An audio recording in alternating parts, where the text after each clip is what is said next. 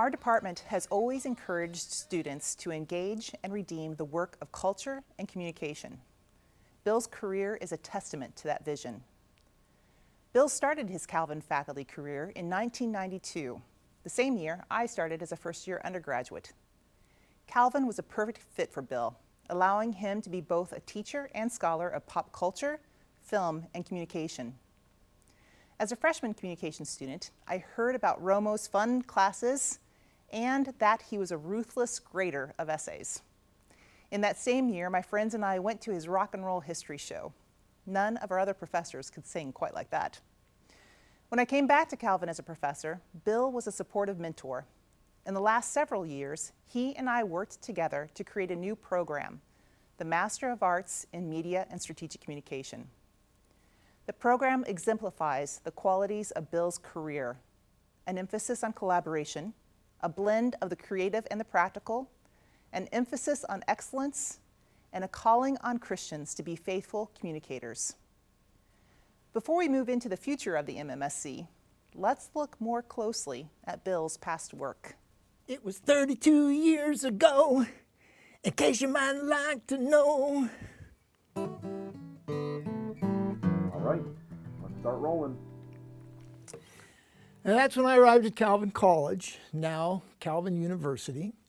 I was ABD, all but dissertation, and I accepted a one-year research fellowship to study youth, popular culture, and the electronic media, which became the subtitle of a book entitled Dancing in the Dark. And that fall, I performed for the last time a one-man theatrical, musical, multimedia show I'd put together called The Heart of Rock and Roll. Until a few weeks ago, I never knew that my top drawer department chair, Kathy Grunendijk, was actually one of the students in the audience. Great hook for a retirement story. And then days later, I got a call from my old friend Terry Thomas, hashtag finished Netflix, who takes, shall we say, a rather interactive approach at the Art Museum. Terry and I both worked for the CCO, a campus ministry that sponsors the annual Jubilee Conference in Pittsburgh. I was a staff specialist with the CCO when I was touring the show, and, well, Terry asked me to put something about it on social media during the COVID-19 shutdown. And at first I was reluctant because the truth is, I wasn't all that good. I mean, I'm a self-taught actor and musician, and if that's not enough, I don't have much of a singing voice. And that apparently did not prevent some people from benefiting from the show, which demonstrates, I think, that it was really a pretty creative idea.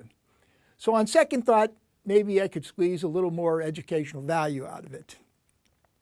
You know, the Heart of Rock and Roll, which I started performing around 1981, had two main themes. One was that the creative process of American popular music was an inventive blending of black and white musical styles and innovations, and with it, some cultural intermingling. The second, that popular music reflects a culture it helps to create. The sounds, the rhyming lyrics are a nuanced representation of the zeitgeist, the spirit of the times. And so we're going on a little road trip. First stop is at the Delta Blues Museum, housed in the old rail depot building in Clarksdale, Mississippi. The Mississippi Delta is an important region that exerted a strong influence on musicians like Robert Johnson and Muddy Waters. The pulse, heart of rock and roll, is the 12-bar blues.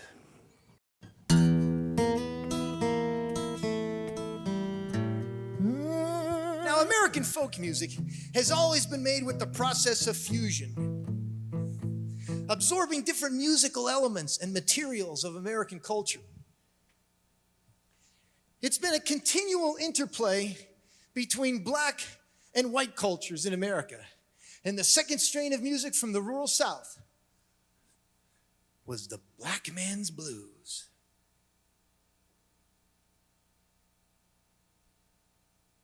And remember, this is a white man's rendition.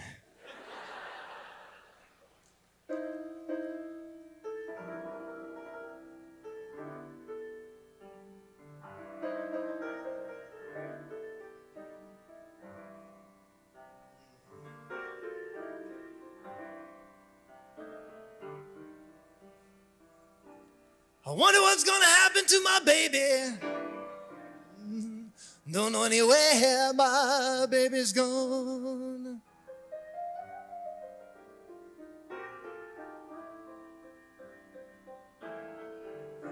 I wonder what's gonna happen to my baby. Oh, don't know anywhere my baby's gone. Oh, yeah.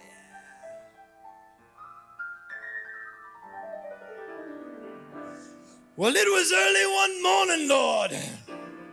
My baby, I told you that I was wrong.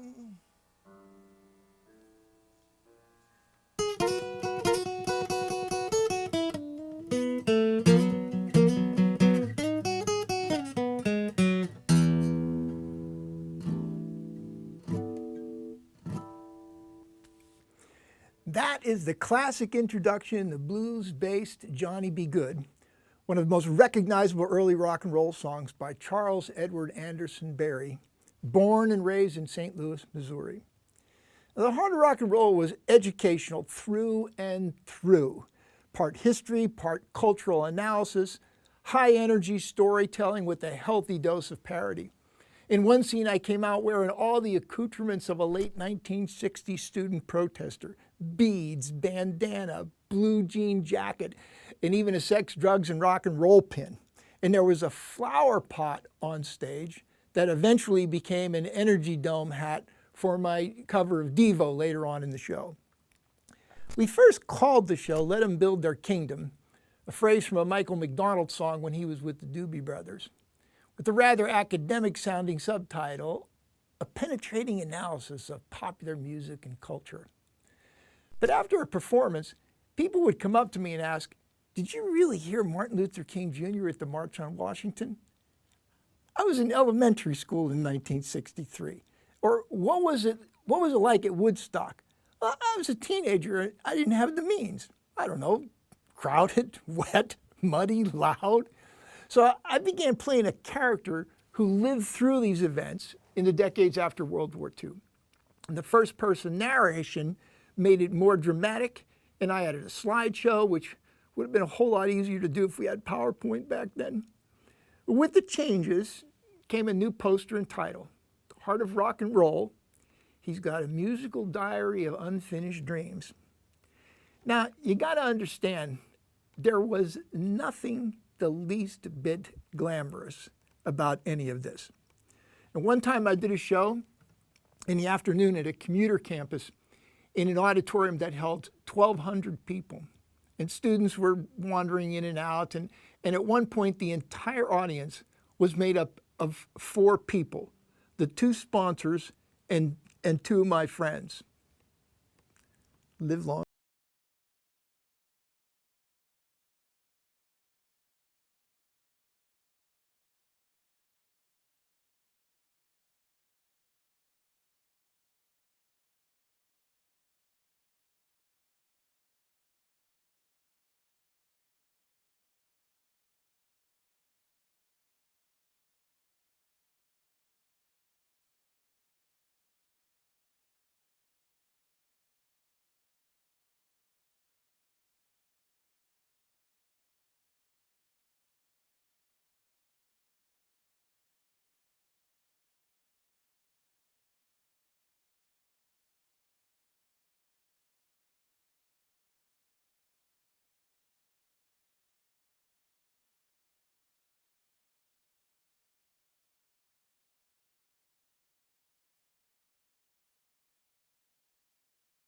Johnny B. Goode, who never ever learned to read or write so well, but he can play guitar just like a ring in a bell.